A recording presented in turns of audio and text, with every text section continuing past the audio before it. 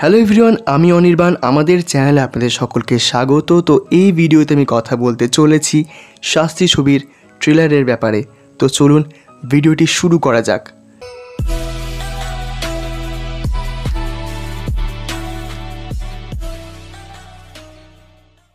তো দেখুন, শাস্ত্রী ছবির ট্রেলার আমি দেখলাম এবং এটা আমার বেশ ভালো লেগেছে, একটি ভালো ট্রেলার মনে হয়েছে।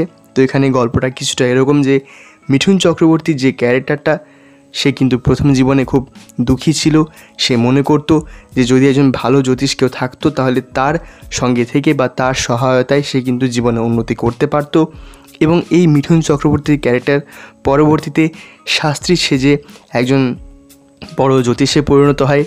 যে হাত তার ভিক্ষা চাইতো, সেই হাতে কিন্তু পরবর্তীতে সবাইকে আশীর্বাদ দিতে শুরু করে।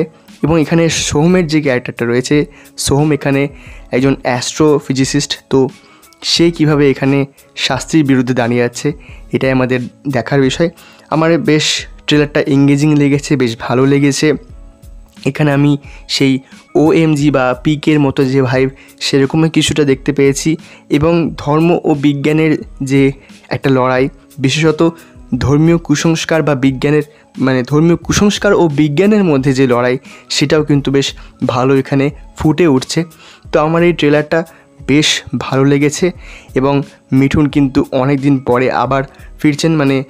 এর মধ্যে তিনি কাবুলিওয়ালাও করেছেন, কিন্তু খুব বেশি মানুষের কাছে সেই সিনেমাটা যায়নি, পৌঁছায়নি।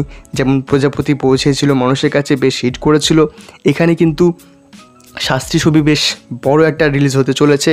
এবং এই যে ছবির গল্প, এটা দেবারতী মুখোপাধ্যায় লেখা একটি ছোট্ট গল্প থেকে সিনেমাটি করা হচ্ছে। স্ক্রিন প্লে লিখছেন আমাদের অরিত্র জ্ঞানের অরিত্র।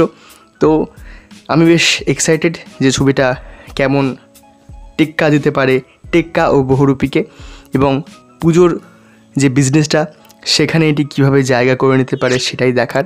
তো এই ছিল আমার ট্রেলার রিভিউ। ভিডিওটি ভালো লাগলে লাইক করুন, কমেন্ট করুন, শেয়ার করুন ও সাবস্ক্রাইব করুন। ধন্যবাদ।